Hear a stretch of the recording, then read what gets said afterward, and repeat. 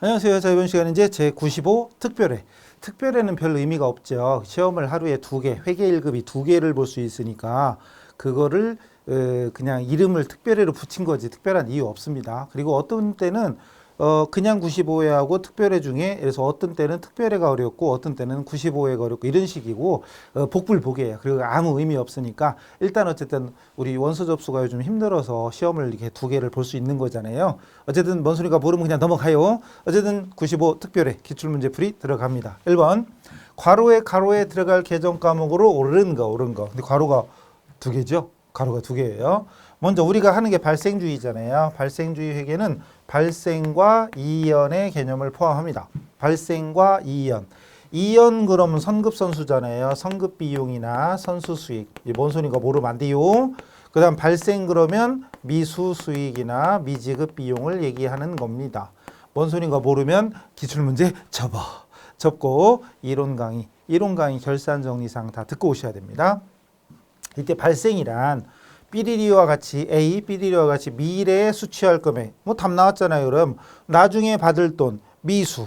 나중에 받을 돈, 미수. 답은 1, 4번 중에 하나. 그 와중에 2번, 3번 찍은 사람 얼른 접어요. 접고 쫙 갔다 오세요. 빨리. 자, 다음에 뭐 이미 끝났습니다. 미래 받을 금액에 대한 자산을 관련된 부채나 수익과 함께 인식하거나 또는 삐리리와 같이 미래에 지급할 미지급이잖아요. 그럼 미지급. 답은 4번. 그죠? 이거 가지고 고민하고 있으면 안 됩니다. 이거 가지고 고민하고 있으면 큰일 납니다. 그래서 미수 미지급은 2연 발생.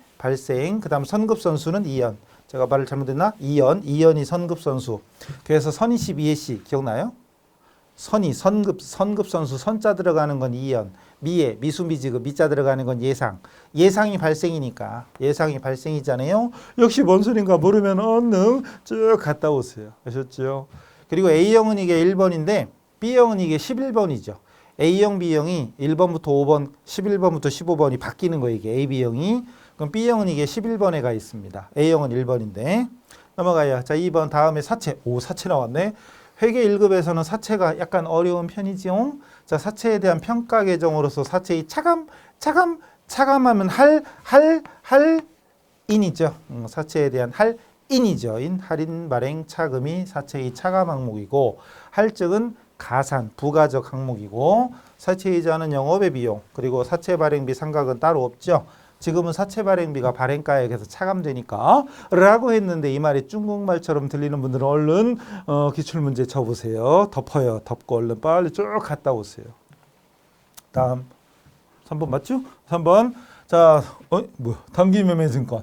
단기매매증권의 취득 보유 처분에 대한 현황인데 1년의 회계 처리 중 옳지 않은 거 그리고 그 거래가 3개 나옵니다. 사실은 이것만 보고도 그냥 답을 찾아야 돼요. 자, 단기매매증권을 100주를 주당 1,000원의 현금으로 취득했다. 그럼 차변에 단기매매증권 대변의 현금 금액은 1,000주에 100원이니까 10만 원. 그게 1번 맞죠? 10만 원. 차변의 단기매매증권 대변의 현금 1번 맞아요. 문제 여기 있는데 PPT는 글자가 크다 보니까 잘렸어요. 어쨌든 1번은 맞는 거죠. 다시 그 다음 일기 결산을 현재 단기매매증권의 시가 공정가액이 1,200원. 올랐네. 올랐으니까 자산 증가 단기매매증권 증가고 대변의 단기매매증권 평가 이익이죠. 주당 200원 올랐네. 200원에 100주니까 2만 원인가? 200원에 100주 2만 원 맞죠? 단기매매증권 평가 이익 2만 원. 평가 이익 2만 원 맞죠? 이건도 맞는 거고. 3번 기중에 2기 다음 연도에 2기 중에 단기매매증권 그중에 50주 100주 중에 50주죠. 반띵을 1,500원에 현금 받고 팔았어요. 팔았으면 처분 이익이 발생하겠지요. 주당 전년도 말에 1,200원이고 지금 1,500원이니까 300원 이득이에요. 300원에 50주 355 15,000원이 처분 이익입니다. 그럼 대변에 단기매매증권 처분 이익이 15,000원인가 나와야 됩니다. 물론 장부가액 단기매매증권의 장부금액은 1,200원씩 전년도 말 공정가액 이게 문제인가 문 하나 들으면 얼른 덮고 갔다 오세요. 얼른 기본 강의 기본서 갔다 오셔야 돼. 1,200원에 50은 6만 원입니다. 그러니까 6만 원이고 그리고 15,000원 처분이익이 나와야 돼요. 왜 5만 원? 틀렸는데 그럼? 틀렸죠. 처분이익은 15,000원입니다. 이때 장부금액을 전년도 말 공정가액. 그러니까 전년도 말 장부금액이 12만 원이잖아요. 12만 원에 반띵하면 이게 6만 원이 돼야지. 6만 원과 15,000원. 결론은 틀렸죠? 답이죠. 다른 거 볼 것도 없네요. 4번은 그 다음 연도 결산 때 시가가 1,100원이야. 그럼 전년도는 1,200원이었죠? 1,200원에서 1,100원으로 떨어졌네. 50주. 그럼 5만 원. 5,000원 평가손실. 그래서 4번은 맞죠? 5,000원 평가손실. 50주 있으니까. 100주 사왔다 50주 팔았고 50주 남아있으니까 50주. 전년도는 주당 1,200원. 이번 연도 1,100원. 100원 떨어졌어요. 5,000원입니다. 이렇게 된 거지요. 이건 우습게 풀어야 됩니다. 우습게 풀어야 되는데 우습게 틀려. 그러면 안 되죠? 이거 틀리면 곤란합니다. 단기매매증권은 단골이고요. 나중에 우리가 또 회계 이제 합격하고 세무로 넘어가야 되잖아요. 세무로 넘어가면 단기매매증권하고 또 매도가능증권 서로 비교하는 걸로 잘 나옵니다. 굉장히 중요한 거니까 이 장부금액이 어떻게 나오는지 이런 거 설명할 수 있을 정도가 돼야 확실히 아는 겁니다. 아셨죠? 다음에서 설명하는 자산 중 유형자산에 대한 게 뭐다냐. 유형자산 하면 토지, 건물, 기계, 차량, 비품, 거시기. 기계. 끝났죠? 자, 판매 목적이다. 판매 목적이면 재고자산이잖아요. 재고자산이고 시세차익, 임대나 시세차익 목적으로 보유하고 있는 건 투자자산, 투자부동산. 생산활동에 사용하는 기계장치, 두말하면 잔소리고, 그리고 서비스 회사가 영업활동에 사용하기 위해서 보유하고 있는 소프트웨어. 서비스 회사고 영업활동에 사용한데 소프트웨어는 무형자산이잖아요. 무형자산. 그 결론은 기계. 이거 진짜 이거 회계 2급 아닌가? 너무 쉽죠? 근데 좀 길게 써 있는 거죠. 그래서 토지, 건물, 기계, 차량, 비품 이런 것들이 유형자산. 이것도 뭐야? 자, 1기 회계연도 20년 1월부터 12월이고 기계장치 구입 관련 자료 참조해서 2기 21년도에 회계연도에 계상할 감가상각비가 얼마냐? 월할 계산. 근데 월할 생각은 필요 있나? 딱 보니까 취득일 1월 3일이야. 그 월할 계산은 그냥 1월 1일이든 1월 3일이든 그냥 1월입니다. 한 달로 보는 거예요. 1월 달에 취득했으면 월할 계산 별로 의미 없고 만약에 4월 3일 날 취득했다. 그럼 4월부터니까 4, 5, 6, 7, 8, 9, 10, 11, 12 이런 식으로 해야죠. 여기는 필요 없습니다. 1월이니까. 어쨌든 중요한 건 자, 구입가격 1,200원에 취득일은 1월이니까 그렇다 치고 내용연수 5년에 잔존가치가 빵원. 그럼 결국은 1,200만 원 그냥 상각해야 되고 중요한 건 정률법이래. 정률법이고 상각률은 0.45, 즉 45%래요. 중요한 건 정률법입니다. 그럼 공식 아시죠? 모른다고요? 모르면 주먹에 손 들어가지. 어쨌든 모르면 얼른 기출문제는 덮어요. 갔다 오세요 빨리.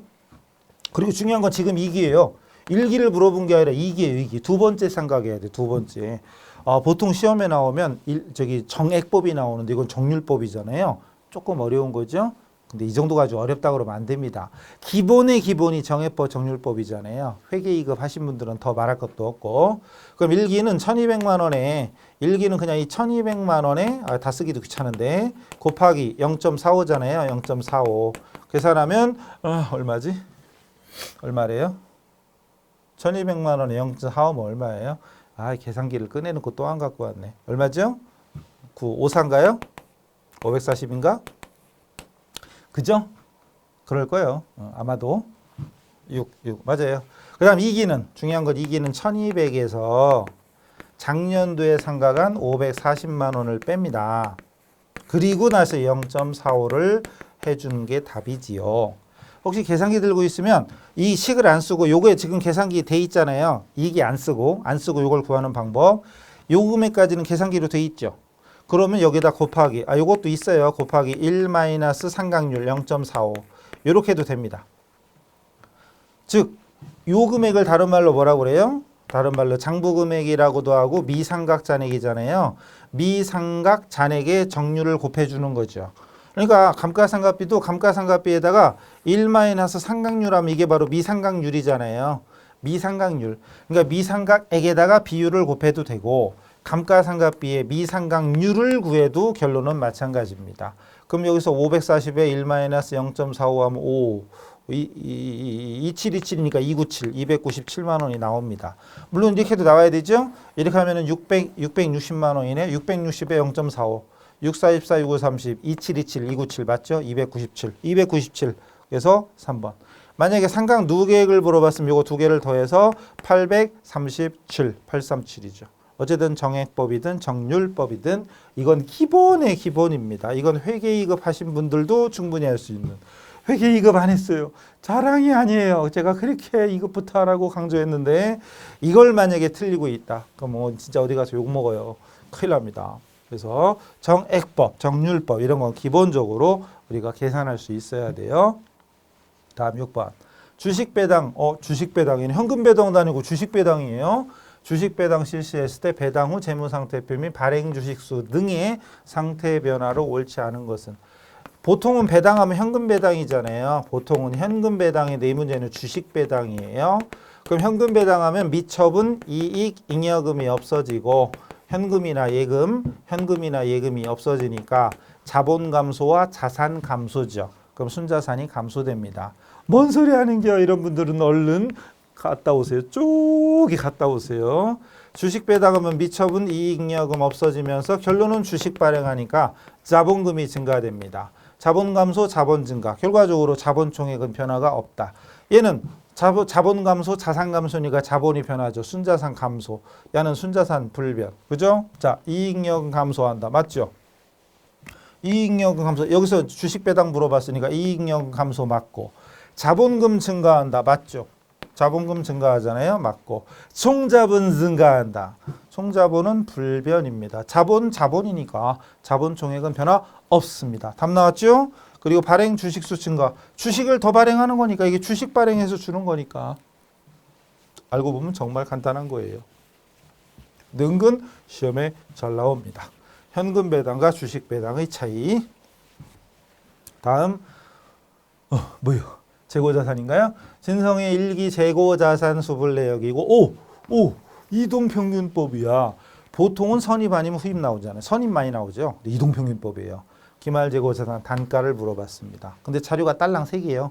자료가 한 6줄 이러면 어려울 뻔했는데 딸랑 3줄이면 솔직히 아무것도 아니죠. 이 정도는 이동평균 단가를 구했습니다. 근데 이걸 만약에 못 구한다, 뭘 떨고 있다 이런 사람들은 조용히 말로 할 때 쭉 갔다 오세요. 빨리. 이거 진짜 중요한 거예요. 나중에 세무로 넘어가면 또 나와요. 자, 매입 2,000개 했다 매출했어요. 그 2,000개 했다가 1,000개 없어졌으니까 결국은 1,000개가 남아있고 250원짜리가 남아있으면 25만 원이고 이번에 새로 매입한 거 1,000개 400원이면 40만 원인가요? 40만 원입니다. 그러면은 60만 원이 원가 총액이고 수량은 2,000개가 되지. 수량 2,000개 60만 원이면 단위당 원가 2, 3은 6, 3으로 떨어지네. 3으로 떨어지면 300원이겠지 뭐. 그죠? 맞아요? 25. 300원? 아닌데? 왜 이러지? 자료가 맞아요? 자료가 250, 100. 아, 제가 암산을 못 하는구나. 제가 암산을 못 하네요. 25에 40인데 어떻게 60이 나와? 그죠? 미쳤죠? 65예요. 65만 원. 그럼 나누기 2,000이니까 325가 나죠? 깜짝 놀랐네. 325입니다. 더하기를 못해요, 제가. 더하기 못해. 계산기가 없어서. 죄송해요. 65만 원입니다. 325. 그래서 이거는 여기서는 매출액이나 매출원가 이런 거 구할 필요 없어요. 2,000개 중에 1,000개 나갔으니까 1,000개 남은 거예요. 남은 거를 잽싸게 구하면 됩니다. 만약에 매출 원가 또는 매출 총이익을 물어봤다. 그럼 매출액은 50만 원이고 매출 원가는 1,000개에 250원이면 25만 원. 그 50만 원에서 25만 원 빼 25만 원이 매출 총이익. 그런 것도 구할 수 있어야 돼요. 어쨌든 이동 평균법. 큰일 날 뻔했네. 325입니다. 65예요. 제가 더하기를 못해서 그래요. 됐죠? 그래서 선입, 후입, 이동 그리고 여기서는 없지만 총평균법. 만약에 총평균법이라면은 매입 수량을 다 더하는 거죠. 3,000개가 됩니다. 그리고 이건 얼마야? 50만 원에 이거는 40만 원이니까 90만 원이 되는 거죠. 그때는 평균 단가 300원이네. 총평균 단가는 300원이네요. 총평균 단가는 300원입니다. 이거 구할 수 있어야 됩니다. 그래서 이동평균법, 총평균법 할 거 없이 선입, 후입, 이동총. 여기까지는 회계 1급도 아니에요. 회계 2급이지. 이거 가지고 어렵다 그러면 안 돼요. 회계 2급이잖아요. 저 회계 2급 때 선입, 후입, 이동, 총 다 해드렸죠. 2급을 건너뛰는 건 어쨌든 결국은 당장은 빨리 가는 것 같지만 결국은 실무에 나가면 욕을 더 먹으려고 노력하는 거예요. 건너뛰면 안 돼. 그러니까 원래는. 자, 8번. 벌써 8번이야? 왜 이렇게 빨리 가지? 8번. 자, 회계원리가 8개잖아요. 회계원리 8개, 그리고 원가회계가 4개. 자, 기업의 영업활동 외의 활동에서 발생한 수익이나 비용으로 볼 수 없는 거. 다시. 영업활동 외니까 이게 바로 영업외 수익, 영업외 비용 이거 얘기하는 거잖아요. 영업의 수익이나 영업의 비용이 아닌 걸 찾으래. 예금이자, 이자 수익이니까 영업의 수익. 단기매매증권에 대한 공정가 평가 어쩌고 저쩌고는 당연히 단기매매증권 평가손익, 영업의 손익, 그죠? 그리고 외화자산이 회수 또는 외화부채의 어쩌고 저쩌고 해서 환산손실, 이것도 영업의 비용. 끝났죠. 이건 판관비잖아요. 거래처 어쩌고 저쩌고 나왔네. 이건 접대비죠. 영업 목적으로 접대비. 이건 판관비잖아요. 판관비, 접대비, 판관비. 이런 건 고민할 필요 없어요. 이것도 역시 회계 2급. 회계 1급도 아니에요. 이건 회계 2급입니다. 그냥 기본 생기초. 그래서 좀 말이 길게 써 있을 뿐이지. 만약에 그냥 이자 수익, 이거 단기매매증권 평가이익, 이건 외화환산 손실, 접대비 이렇게 써 있으면 더 간단했겠지만 길게 써놨을 뿐입니다. 역시 이건 난이도. 이런 걸 어렵다고 그러면 회계 1급 하시면 안 돼요. 자, 다음. 그 다음 9번. 이제 원가입니다. 다시 말씀드리지만 A형과 B형은 1번부터 5번, 11번부터 15번이 서로 바뀌어 있어요. 그래서 어쨌든 6번부터 10번까지는 똑같아요. 그래서 B형 받은 사람은 맨 앞에가 원가랑 세법이 나와. A형 받은 사람은 회계원리가 나오고. 그래서 B형 문제집 받은 사람은 11번부터 먼저 풀어도 돼요. 그건 알아서 하시고 이제 갑니다. 이 문제가 이 문제인가? 맞다. 이 문제가 약간 이의 신청도 들어갔던 문제인데 결국 안 들어주긴 했어요. 자, 봐요. 제조 과정에 있는 작업자에게 제공하는 작업복이나 요 작업모 이런 작업복과 관련된 비용은 어느 원가냐? 자, 먼저 기본 원가. 기본 원가라는 건 직재 플러스 직노잖아요. 직접 재료 원가 플러스 직접 노무 원가. 가공 원가는 직접 재료비가 아닌 것은 다 가공 원가죠. 즉 직노라든가 제조 간접 원가죠. 이게 뭔 소리 하는가 모르면 곤란합니다. 그럼 제품 제조 원가 판관비인데 일단 이 작업복이나 작업 모자 이런 것들은 보통은 간접비로 보는 게 맞아요. 직접 농업비가 아니라 간접 농업이야. 제조 간접비에 속합니다. 제조 간접비. 그러니까 기본 원가에는 포함되지 않는 게 맞기는 맞아요. 어쨌든 답은 3, 4번 중에 하나입니다. 일단. 근데 솔직히 그런데 문제가 있어요. 작업자라는 게 제조 과정에 있는 작업자인데 작업자가 예를 들어서 직접 그래서 작업자도 특정 제품을 위해서 작업하는 작업자가 있고 여러 제품에 공통적으로 작업을 하는 간접 작업자가 있단 말이에요. 관리자도 있을 수 있고 직접 생산 라인이 만약에 2개 있다 그러면 한 군데만 일하는 작업자도 있지만 2군데 왔다 갔다 하는 작업자도 있는데 그건 없잖아요 지금. 분명히 이건 문제가 있어요. 문제가 있는데 결론 안 들어줬어요 이건. 우리 시험이 되게 관대한데 이럴 때는 또 안 들어주네. 그런 게 있어요. 사실은 이것만 보고는 분명히 문제 잘못낸 거예요. 작업자가 직접 하나의 생산 라인에 근무하는 작업자인지 2개 이상 여러 생산 라인에 왔다 갔다 하는 작업자인지 언급이 없어요. 어쨌든 상식적으로는 작업복 이런 것들은 보통은 간접비로 하는 게 맞다. 근데 예를 들어서 이 말이 없었으면 작업복이면 간접비가 너무나 당연한 얘기인데 작업자 있으니까 사실은 문제가 있었는데 일단 지나간 시험이죠. 이미 끝났어요. 어쨌든 끝났습니다. 어쨌든 이게 맞긴 맞는데 문제가 있습니다. 근데 가공원가는 뭐 당연한 거니까 포함되겠죠. 제조간접원가니까 포함되겠죠. 그럼 답 나왔네. 3번이 답이에요. 그리고 제조원가에 당연히 들어가고 판관비 아닙니다. 생산 라인 제조 과정에 있으니까 제품 제조원가에 포함되는 거 당연한 겁니다. 어쨌든 얘는 원래는 사실 문제가 있어요. 이 작업자가 직접 생산 특정 라인인지 여러 제품 생산하는 라인에 근무하는 작업자인지 이게 문제예요. 그래서 제조 과정에 투입된 작업복 이러면 논란의 여지가 없는데 좀 문제가 있긴 있었어요. 어쨌든 결론은 그냥 3번이 답이었습니다. 우리 시험 웬만하면 답으로 해주는데 얘는 안 했어요. 결론은 시험장에서 잘 판단하셔야 됩니다. 잘 찍어야 돼. 그 와중에 1번 찍었슈. 그럼 안 되는데. 그죠? 어쨌든 넘어가요. 자, 그 다음 10번. 오, 왜 이렇게 길어? 자, 주성창의 제품 A, B 두 개가 있습니다. 제조원가 관련 자료가 다음과 같다. 실제 개별원가 계산 방법에 따라 기계 시간을 기준으로 제조간접원가를 배부했을 때 A에 배부되는 제조간접비가 얼마냐? 제조간접비가 여기 있네요. 1,050만 원. 그 중에 A에 가는 게 이게 얼마냐? 뭘 기준으로? 시간 기준. 그럼 배부하는 거 n분의 1이잖아. n분의 1.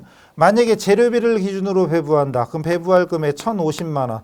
1,050만 원 곱하기 만약에 재료비 기준이다. 그럼 1,500만 원분의 A 제품 500만 원 이렇게 되는 거죠. 뒤에는 만단위 생략할게요. 이러면 되고. 만약에 직접 농업비를 기준으로 배부한다. 그럼 1,050만 원 곱하기 농업비 기준이면 1,000만 원 중에 A 제품 400만 원 이렇게 배부하는 거죠. 근데 이 문제는 시간 기준으로 배부하래. 시간 기준. 그럼 배부할 금액 1,050만 원 곱하기 시간이 1,500시간분의 500시간이잖아요. 이거나 똑같네. 그러니까 똑같네. 결론은 여긴 1,500만 원이고 여기는 1,500시간이지. 뭐 어쨌든 3분의 1이잖아요. 3호 3호네 3호 3호 3호 3호 3번 3호 3번. 간단하죠? 이거 가지고 고민하고 있으면 진짜 강의 안 들은 거죠. 얼른 조용히 기출문제 덮고 기본서, 기본 강의 갔다 오셔야 됩니다. 이건 거저먹기입니다. 이 정도도 거저먹기인데 이걸 가지고 어려우니 헷갈린 이런 소리 하고 있으면 나중에 회계 1급 따도 문제입니다. 오히려 욕 더 먹어요. 진짜로. 실무에 나가면 차라리 자격증 없으면 공부 안 해서 그렇구나 하는데 자격증은 있는데 몰라. 그럼 더 욕 먹어요. 진짜로. 눈으로 심한 욕 이렇게 되는 거지. 근데 욕만 먹으면 다행이게요. 우리는 더군다나 돈 만지는 사람들이잖아요. 회계직이.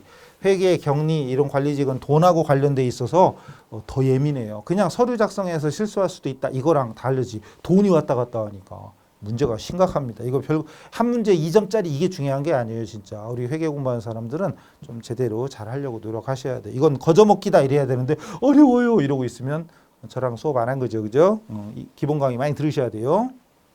다음 또 계산이네. 계산 문제가 좀 여러 개 있네. 하나, 둘, 셋, 넷, 다섯, 여섯, 일곱. 일곱 개인데? 되게 많은데요? 넘어가요. 어쨌든. 자, 물어본 건 단기 제품 제조원가. 제조원가를 구하래. 제조원가. 그리고 제공품 어쩌고 저쩌고 돼 있어. 그럼 이럴 때는 잽싸게 그냥 제공품 계정 그리면 끝나는 거잖아요.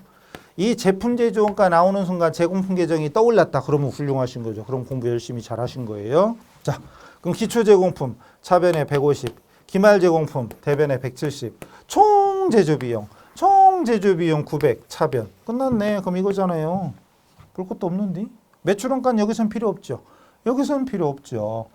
그래서 차변이 얼마? 1,050. 1,050에서 170 빼면 답이죠. 1,050에서 170 빼면 88인가요? 88? 880. 2번이 답이고. 만약에 제품이 있다. 이 문제에 만약에 제품의 기초 기말이 있다. 제품의 기초 차변, 기말 대변. 그리고 제공품에서 제품으로 넘어가잖아요. 완성품이 이게 880 이게 넘어가요. 그냥 기초하고 기말이 있었으면 근데 그 나머지가 이제 매출원가가 되죠. 만약에 매출원가가 300이야. 그럼 만약에 이래서 기말 재고 얼마를 구해라. 이런 식으로 문제가 나올 수도 있을 수도 있죠. 뭔 얘기하는겨? 그러고 있으면 기본 강의 제대로 소화 안 하신 거니까 지금이라도 특히 회계 1급이 되게 중요하다고 그랬잖아요. 회계 1급을 잘 해야 나중에 세무 2급이 쉬워집니다. 회계 1급에서 겨우겨우 턱걸이 했다 그러면 세무 2급이 상당히 어려워질 거예요. 자, 이런 정도도 쉽게 구해야 됩니다. 그리고 재료 계정, 제공품 계정, 제품 계정까지는 그냥 말로도 술술술 그릴 수 있게 하셔야 돼요. 누구한테 설명할 수 있을 정도로 하셔야 됩니다.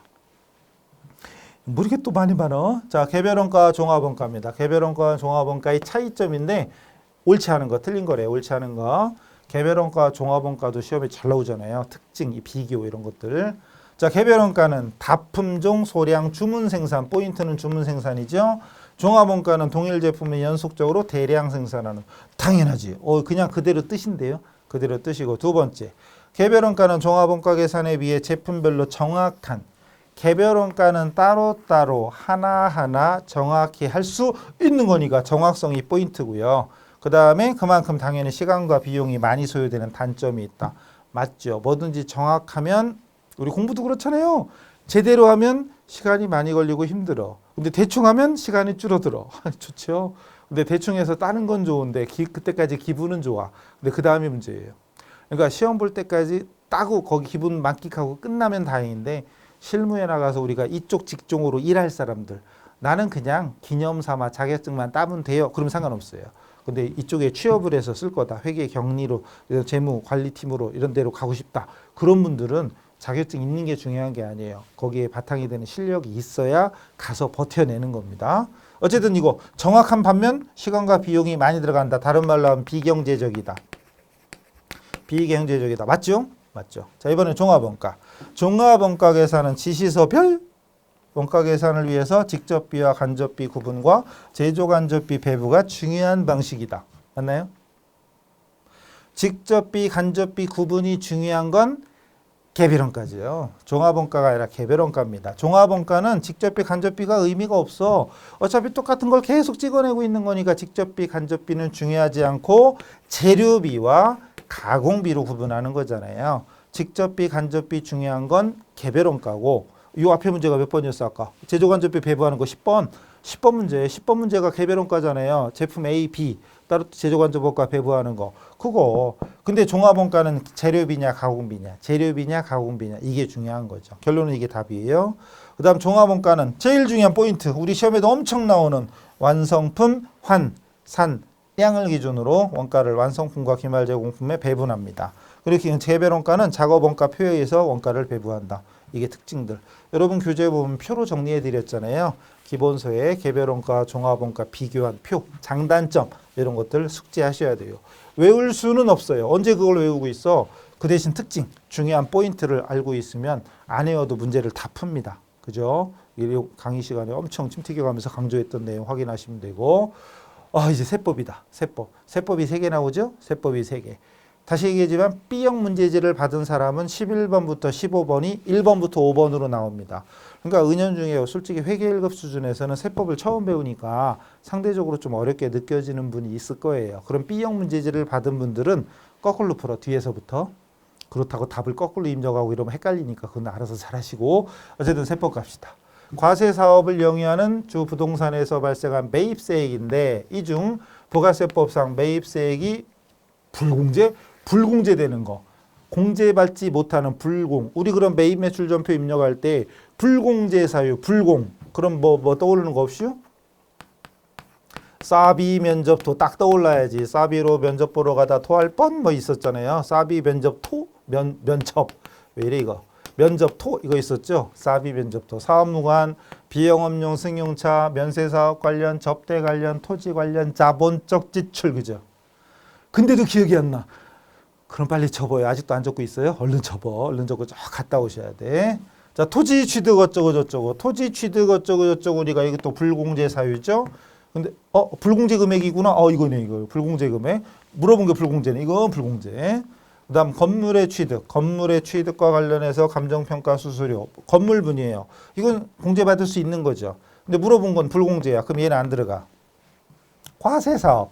과세사업에 사용하던 건물과 토지를 양도하면서 발생한 중개수수료. 과세사업 관련이잖아요. 이것도 공제받을 수 있는 거네. 그럼 결론은 공제받을 수 없는 건 얘밖에 없네. 222번 이렇게 됩니다. 그래서 불공제 사유, 우리 매입 매출 전표할 때 54 불공할 때 사비 면접토 그것만 알면 풀 수 있는 문제였던 것입니다. 이 정도는 그닥 어려운 건 아니죠. 특히 실기랑도 관련 있으면 땡큐죠. 실기랑 관련 없는 순수한 세법 이론이면 오히려 어렵죠. 은근히 어렵죠. 뭐 이렇게 많대? 어머나, 이건 좀 어려운 거네. 회계 1급 수준에서는 이건 분명히 어려운 거네요. 자, 과세사업자고요. 삼원전자는 21년 당사 제품인 기계, 제품이래요. 기계를 공급하는 계약을 아래와 같이 체결했다. 이 거래에 관련해서 2021년 제1기 확정 신고 기간이면 4월 1일부터 6월 30일까지죠. 이 과세 표준에 포함되어야 될 공급가액은 얼마냐? 과세 표준에 포함할 공급가액이 얼마냐 그랬는데 자료가 왜 이렇게 많대? 총 판매 대금은 3,500, 부가세 별도. 그리고 계약금 4월 15일 날 2천만 원 주고? 지금 기계적 공급했다며. 8호 때문에. 계약서 내용인가? 계약서 내용이네. 어쨌든 계약금은 이 4월 15일, 1차 중도금 5월, 2차 중도금 7월, 잔금은 11월, 그리고 인도는 11월 달에 주기로 했대요. 계약금, 중도금, 잔금. 여기서 뭐 기억나는 거 없이요? 여러분 그 공급 시기 있잖아요. 거기 내용 보면은 이렇게 돈을 여러 차례 나누어 주는 거. 이게 중간 지급 조건부. 중간중간 얼마 주는 중간 지급 조건부. 이것도 일종의 할부 비슷하죠. 할부. 장기 할부 같은 경우 이럴 때 공급 시기는 대가의 각 부분을 받기로 한 때. 무엇이라고요? 대가의 각 부분을 각 부분을 받기로 한 때 이게 공급식이잖아요. 이걸 지금 쓰는 게 문제가 아니에요. 기본서를 찾아야 돼 빨리. 기본서를 찾아야 돼. 이런 얘기가 어디 있나 찾아봐야 돼요. 그러니까 1기 과세기 확정기 신고기간이 4월부터 6월이니까 4월부터 6월에 해당되는 요건 아니래 그럼. 요거 두 개네. 요거 두 개만 공급가액에 해당됩니다. 그래서 2,500이니까 2번이네요. 대가의 각 부분 받기로 한 때. 이건 이론 공부를 한 사람만 맞출 수 있는 거죠. 이건 어려운 건데요. 회계 1급 수준에서 이렇게 나오면 어려운 겁니다. 이건 그대로 세무 2급 나와도 좀 어울릴 법한 뭐 어려운 건 그렇게 어려운 건 아니지만 회계 1급 수준에서는 약간 응용형이죠. 약간 응용형입니다. 이래서 문제에 그냥 장기할부 또는 중간 지급 조건부 막 이렇게 나왔다면은 그래도 좀 쉬운데 이렇게 나와 놓고 구해라. 그러면 좀 어려운 문제입니다. 회계 1급 수준에서는 어렵다. 그건 참고하시고 넘어가죠. 자, 마지막 재화의 공급.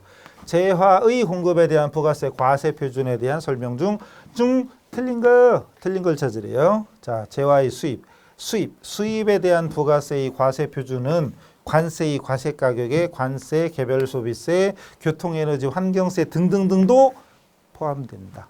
이건 기본서에 써 있어요.